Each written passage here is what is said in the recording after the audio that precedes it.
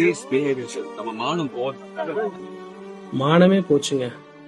நான் வந்து social media பர்சனே கிடையாது. நேற்று ரேஸில் என்ன நடந்துச்சுன்னு பேசுறதுக்கு தான் வந்திருக்கேன். அதே மாதிரி நேற்று வந்து நிறைய பேர் ஃபோட்டோ எடுக்க முடியலங்கிற ரொம்ப வருத்தத்தோட போனீங்க. அதுக்கான என்ன காரணங்கிறத சொல்றதுக்கு தான் நான் வந்தேன். ஆக்சுவலி சனிக்கிழமை சாரை வந்து அவ்வளோ சந்தோஷமா நாங்கள் பார்த்தோம்.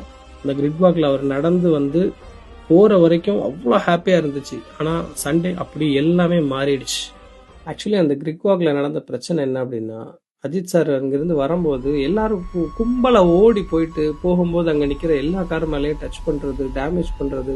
சில பேர் வந்து அதை ஃபோட்டோ எடுக்கிறன்ற பேரில் கார் உட்காந்து போய் ஃபோட்டோ எடுக்க போகிறாங்க. அது நடக்கிறது இன்டர்நேஷ்னல் மேட்சுங்கிறது நிறைய பேர் மறந்துட்டாங்க. அதில் வந்து சில பேர் மது அருந்திட்டு வந்திருந்தாங்க. அங்கே வந்து என்ன சொல்கிறது, ரொம்ப கத்துறது வைக்கிறது. இது வந்து அஜித் சாருக்கு ரொம்ப ப்ரெஷர் ஆயிடுச்சு.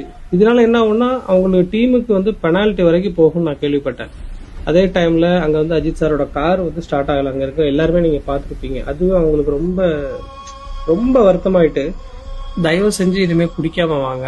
இந்த சில பேர் பண்ண தப்புனால தான் நேற்று இப்படியான ஒரு விஷயம் ஃபோட்டோ எடுக்க முடியாமல் கஷ்டப்பட்டு அது நீங்கள் போகிறத பார்க்கும்போது எனக்கு அவ்வளோ கஷ்டமாக இருந்துச்சு.